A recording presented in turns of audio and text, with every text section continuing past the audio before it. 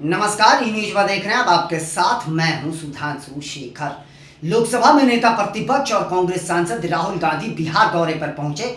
सबसे पहले वो बेगूसराय गए, जहां उन्होंने कन्हैया कुमार के पलायन रोको और नौकरी दो पदयात्रा में शिरकत की।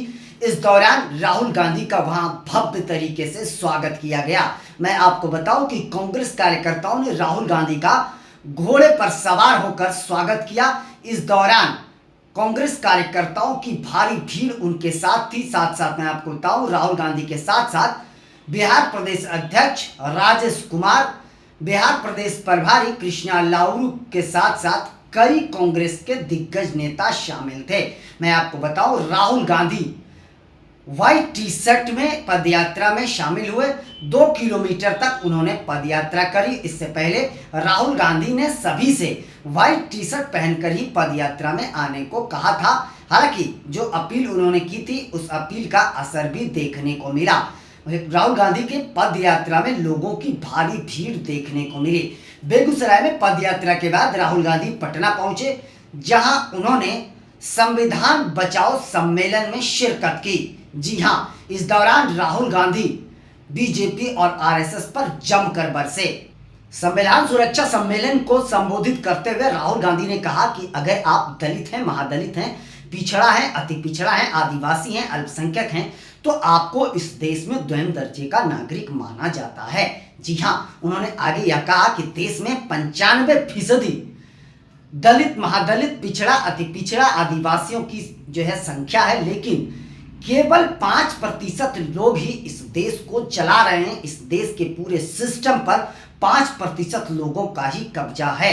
उन्होंने कहा कि देश के 15 से 20 लोग पूरे देश को चला रहे हैं, उनका पूरे तरीके से इस देश पर कब्जा है, कारपोरेट जगत पर कब्जा है। आपका जो लाखों करोड़ों रुपया है वो सीधा इनके जेब में जाता है, क्योंकि सिस्टम पर पूरा इन्हीं का कब्जा है और सरकार इन्हीं का सहयोग करती है। जी हां, आगे उन्होंने कहा कि भीम साहब अंबेडकर ने ऐसे ही नहीं संविधान को बनाया। उन्होंने कहा कि अंबेडकर साहब ने गरीबों की, मजदूरों की, दलितों की मजबूरियों को समझा, उसको करीब से देखा, उसके बाद उन्होंने संघर्ष किया, उसके बाद ही उन्होंने दलितों के लिए कुछ करने का मन बनाया था। लेकिन ये लोग उनके किए धरे पर पानी फेरने की कोशिश कर रहे हैं। उन्होंने कहा कि संविधान सच्चाई से चलता है और इस संविधान को हम मिटने नहीं देंगे। संविधान ही इस देश की सच्चाई है और जिसके लिए कांग्रेस लगातार लड़ाई लड़ रही है। उन्होंने कहा कि पिछड़ा, अति पिछड़ा को उनका हक नहीं मिल पा रहा है, उस हक को दिलाने के लिए हम किसी भी हद तक की लड़ाई लड़ते रहेंगे। उन्होंने कहा कि ये बातें जो मैं बोल रहा हूँ, ये मैं ऐसे नहीं बोल रहा हूँ, ये मैं बहुत सोच समझ कर और लिख कर बोल रहा हूँ, दावे के साथ बोल रहा हूँ। जी हाँ, आगे राहुल गांधी ने यह कहा कि हाल के ही दिनों में मैंने तेलंगाना में जातीय जनगणना कराई, जिसमें बहुत बड़ा चौंकाने वाला खुलासा हुआ। उन्होंने यह कहा कि इस जातीय जनगणना का मेरे पास पूरा डेटा है। अगर इस डेटे पर काम करा जाए, नजर रखा जाए, तो मैं पूरी राजनीति को बदल सकता हूं। आगे राहुल गांधी ने कहा कि तेलंगाना में अगर 90% लोगों ने बैंक से लोन लिया है, तो उसमें एक भी दलित, महादलित, आदिवासी, पिछड़ा, अति पिछड़ा लोग नहीं हैं। जी हां, उन्होंने कहा सिर्फ उच्च वर्ग के लोग और सिर्फ बड़े बड़े कारोबारियों ने बैंक से लोन लिया है। साथ साथ उन्होंने कहा कि गरीब इन दिनों सिर्फ पीछे जा रहे हैं इस सरकार के राज में। साथ साथ उन्होंने कहा कि मैं इस डेटा के बदौलत पूरे देश की राजनीति को बदल सकता हूं।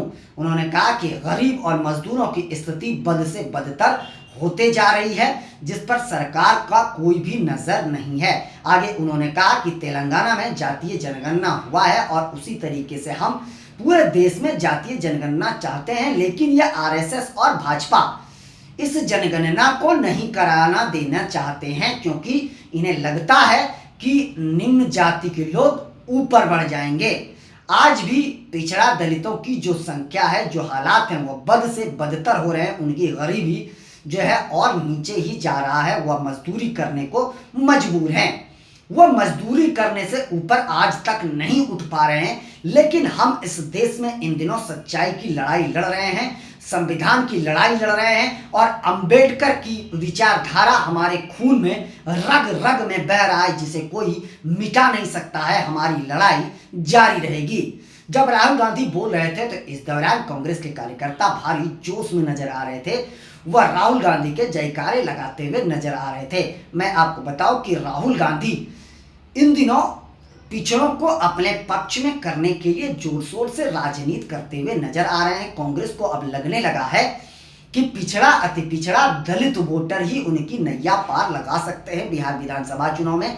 इसलिए इन दिनों कांग्रेस की नजर दलित वोटरों पर है। जी हाँ, मैं आपको बताऊं कि इस साल से अगर बात करें जनवरी से अब तक राहुल गांधी 3 बार बिहार दौरे पर आ चुके हैं।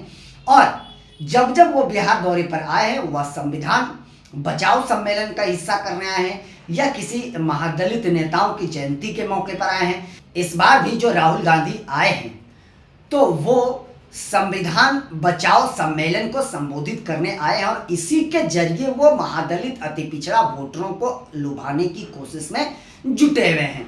जो लगातार कयास लगाए जा रहे थे बिहार विधानसभा चुनाव को लेकर कि राहुल गांधी आएंगे, उसके बाद महागठबंधन के नेताओं की बैठक होगी, बैठक के बाद सीट बंटवारे पर चर्चा होगी, उसके बाद सीएम चेहरा को लेकर जो आरजेडी और कांग्रेस में खींचतान चल रहा है वो चीजें दूर हो पाएगी। लेकिन राहुल गांधी महागठबंधन के साथ बैठक करने को इस बार हमें लगता है कि पूरी तरीके से तैयार नहीं है।